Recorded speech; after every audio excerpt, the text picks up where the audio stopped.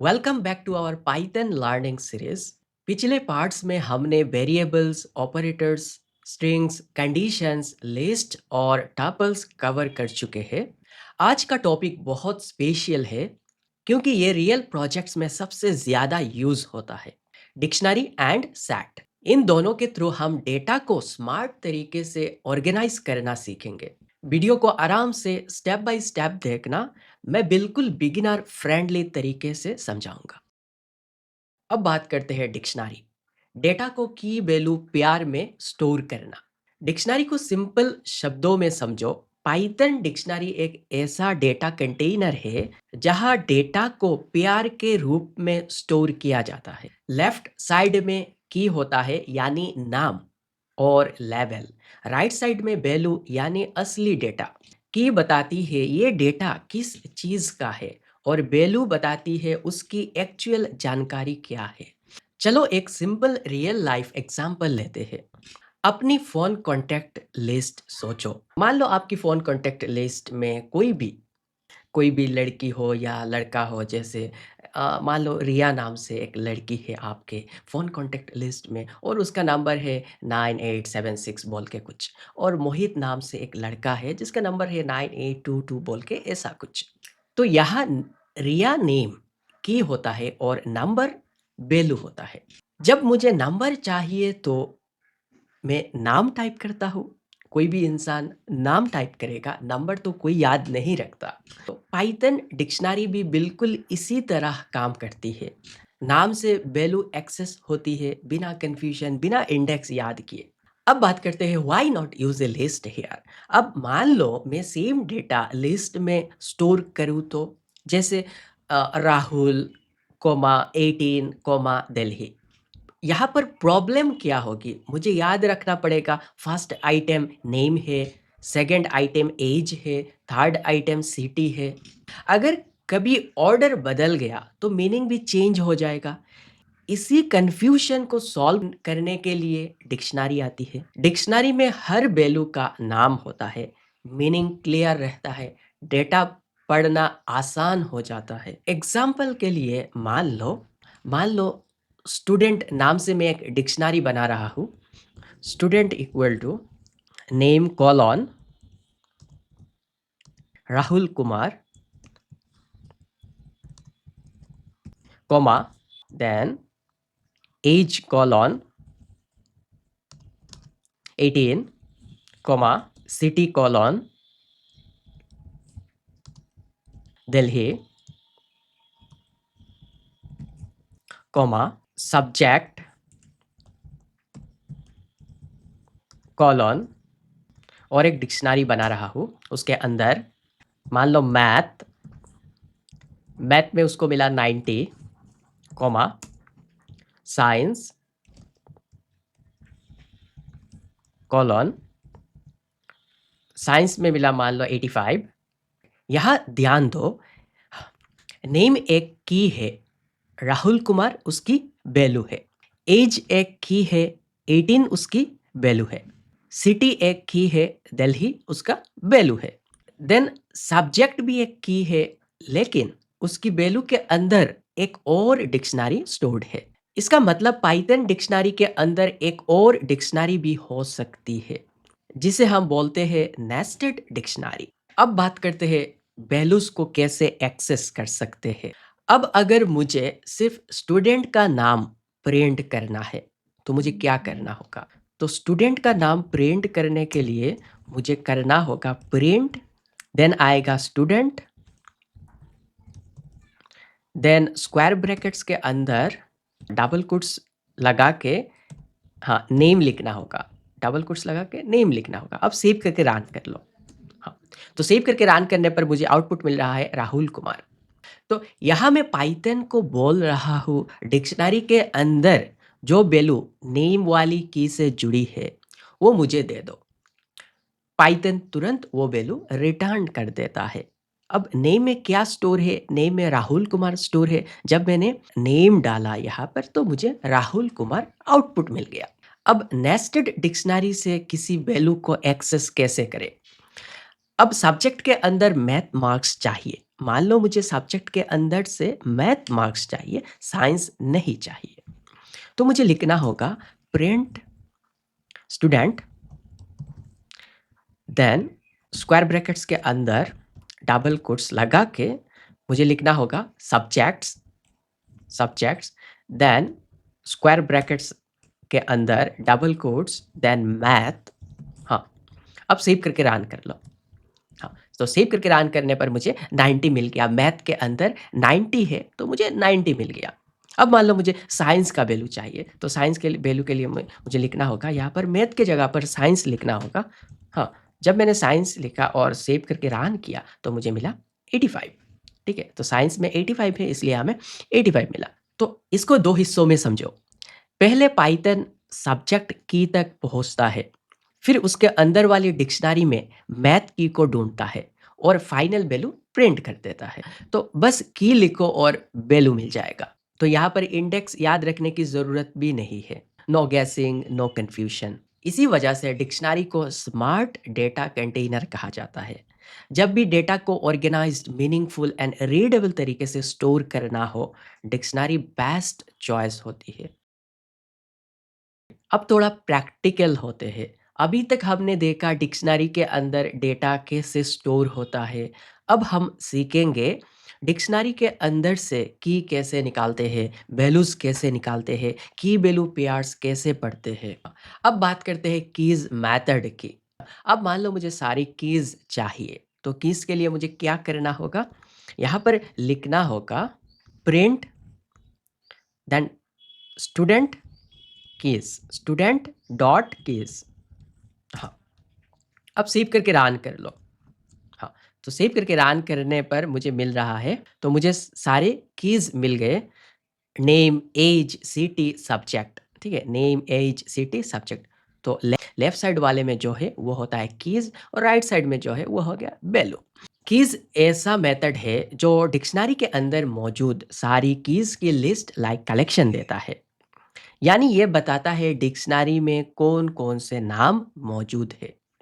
जैसे मुझे मिला name, comma age, comma city, comma subject. इससे हम इज़िली समझ सकते हैं कि डिक्शनरी किस-किस चीज़ का डेटा स्टोर कर रही है। अब मान लो मुझे इन कीज़ पर लूप चलाना है या इंडेक्सिंग करनी है, तो मुझे उन्हें लिस्ट में कन्वर्ट करना पड़ेगा। जैसे कीज़ अंडरस्कोर लिस्ट नाम से एक वेरिएबल बनाया और उसके अंदर मैंने लिस्ट, हाँ, list then student dot keys. हाँ, स्टूडेंट डॉट कीज़। हाँ, स्टूडेंट डॉट कीज़। हाँ, अब मुझे क्या करना है? प्रिंट करना है, प्रिंट करना है, प्रिंट की अंडरस्कोर लिस्ट को। हाँ, अब सेव करके रन कर लो। तो सेव करके रन करने पर मुझे मिल गया। हाँ, एक लिस्ट में मिला name, comma age, comma city, comma subject. यहाँ पर पहले स्टूडेंट डॉट कीज़ यूज़ किया, फिर उस रिज़ल्ट को लिस्ट के अंदर पास किया। जैसे मैंने यहाँ पर लिस्ट लगाया, ठीक है? हाँ, स्टूडेंट डॉट कीज़ के सामने लिस्ट, ठीक है? लिस्ट पास किया। तो इसका मतलब हमने एक फ़ंक्शन के अंदर दूसरा फ़ंक्शन यूज़ किया। इसे कहते हैं फंक्शन चेनिंग और नेस्टेड फंक्शन कॉल। इस कंसेप्ट को हम फंक्शंस वाले चैप्टर में डिटेल में समझेंगे। अब बात करते हैं वैल्यूज मेथड की। तो वैल्यूज मेथड के लिए मुझे यहाँ पर लिखना होगा। अब मान लो मुझे पहले हमने कीज फाइंड किया, अब मुझे वैल्यूज फाइंड करना होगा। तो वैल्यूज फाइंड करने के लिए सिंपल सिंपल रूल है, पहले आपको स्टूडेंट देन डॉट लगा के वैल्यूज लिखना होगा। हाँ, डॉट लगा के वैल्यूज़ लिखना होगा, बस हो गया। अब सेव करके रन कर लो, आपको सारे वैल्यूज़ मिल जाएँगे। तो वैल्यूज़ में क्या-क्या मिला? राहुल कुमार, 18, दिल्ली, देन आया math, math colon 90, science colon 85। तो यहाँ पर आप देख लो, आपके जो-जो डिक्शनरी के अंदर जो-जो वैल्यूज़ है, वो सारे वैल्यूज़ मुझे मिल गए। वैल्यूज़ मेथड डिक्शनरी के अंदर स्टोर्ड सारी वैल्यूज़ को रिटर्न करता है।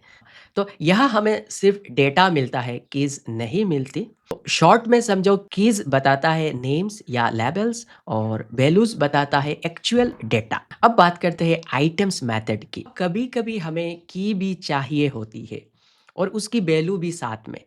उस सिचुएशन में हम यूज़ करते हैं आइटम्स मेथड की। तो उसके लिए मुझे लिखना होगा प्रिंट, देन आएगा स्टूडेंट, डिक्शनरी का नाम, देन आएगा आइटम्स, आइटम्स मेथड। अब सेव करके रन कर लो।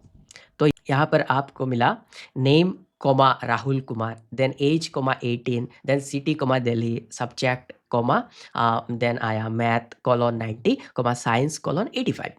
तो आइटम्स मेथड डिक्शनरी के अंदर मौजूद हर एंट्री को प्यार के रूप में देता है।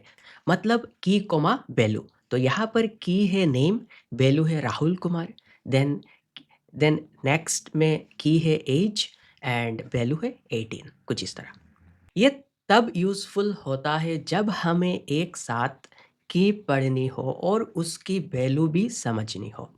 तो सिंपल याद रखो, कीज़ सिर्फ कीज़ देता है, वैल्यूज़ सिर्फ वैल्यूज़ देता है, और आइटम्स की और वैल्यू पेयर वाइज देता है। ये 3 मेथड्स डिक्शनरी के साथ काम करना बहुत आसान बना देते हैं। अब चलते हैं नेक्स्ट कंसेप्ट पर, सेट्स। सेट को सिंपल शब्दों में समझो। सेट एक कलेक्शन होता है जहां डुप्लीकेट वैल्यूज स्टोर नहीं होती और वैल्यूज का ऑर्डर फिक्स नहीं होता। मतलब सेम वैल्यू 2 बार लिखोगे तो भी वो सिर्फ एक ही बार रहेगी, और प्रिंट करोगे तो वैल्यूज किसी भी रैंडम ऑर्डर में आ सकती है। एक प्रैक्टिकल सिचुएशन लेते हैं। क्लासरूम में स्टूडेंट्स के सब्जेक्ट्स लिखी हुई है, मैथ कॉमा इंग्लिश, फिर math comma physics comma again math. अब अगर मुझे ये पता करना हो टोटल यूनिक सब्जेक्ट्स कितने हैं, तो मुझे मैन्युअली डुप्लीकेट सब्जेक्ट्स हटाने पड़ेंगे। लेकिन पाइथन में ये काम सेट ऑटोमेटिकली कर देता है। सेट की स्पेशलिटी है डुप्लीकेट वैल्यूज को इग्नोर करता है, बस यूनिक वैल्यूज रखता है। एग्जाम्पल के लिए मान लो subjects equal to curly brace के अंदर डबल कोट्स लगा के मैथ कॉमा डबल कोट्स के अंदर इंग्लिश कॉमा डबल कोट्स के अंदर मैथ कॉमा डबल कोट्स के अंदर फिजिक्स। अब प्रिंट करते हैं सब्जेक्ट्स को, तो सेव करके रन कर लो। तो सेव करके रन करने पर हमें आउटपुट मिल रहा है physics comma math comma English. तो आउटपुट में मैथ सिर्फ एक बार आया और सब्जेक्ट्स के अंदर हमने स्टोर किया था मैथ 2 बार, पर जब हमने इसको प्रिंट किया तब हमें मैथ एक बार मिला। चाहे आप कोड में कितनी बार लिखो, सेट डुप्लीकेट वैल्यूज को स्टोर ही नहीं करता। इसलिए हम कहते हैं सेट यूनिक वैल्यू कलेक्शन होता है। अब बात करते हैं एम्प्टी सेट की। यहाँ बिगिनर्स एक कॉमन मिस्टेक करते हैं। अगर हम यहाँ पर कुछ इस तरह एक एम्प्टी सेट बनाते हैं, जैसे नंबर्स इक्वल टू, हाँ हाँ, अब नंबर्स को प्रिंट करते हैं, प्रिंट नंबर्स, ठीक है। हाँ, तो ये प्रिंट हो गया। अब इसका टाइप चेक करते हैं, क्या ये एम्प्टी सेट है या नहीं।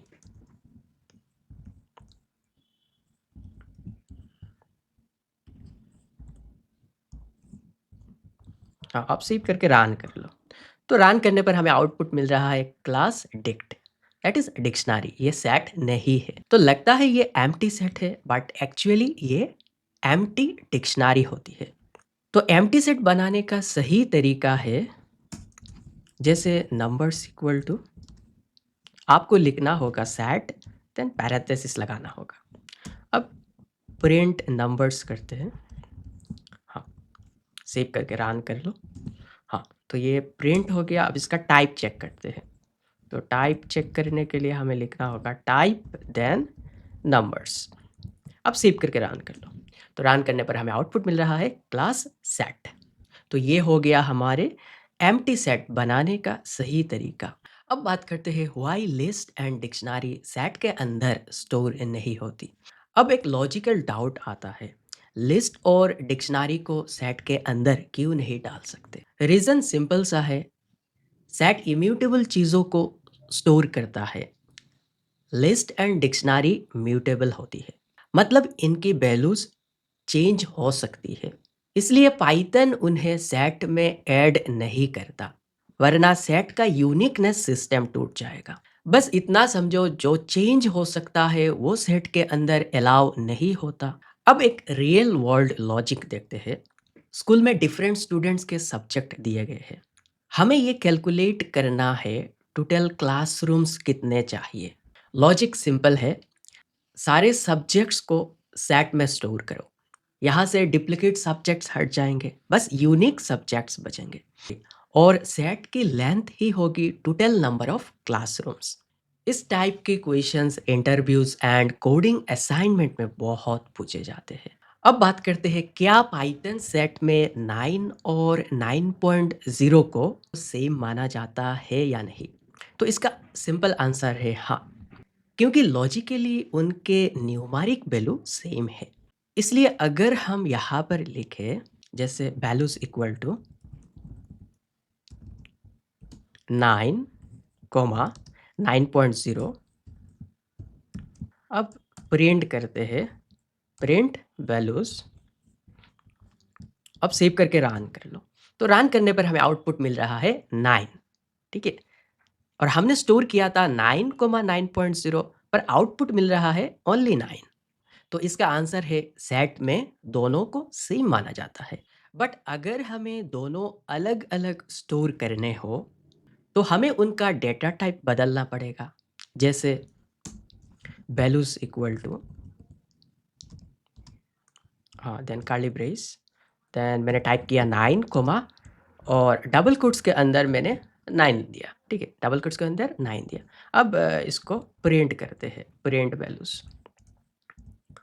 ठीक है, अब सेव करके रन कर लो। तो सेव करके रन करने पर हमें आउटपुट मिल रहा है 9 कॉमा, हाँ, सिंगल कोट्स के अंदर 9।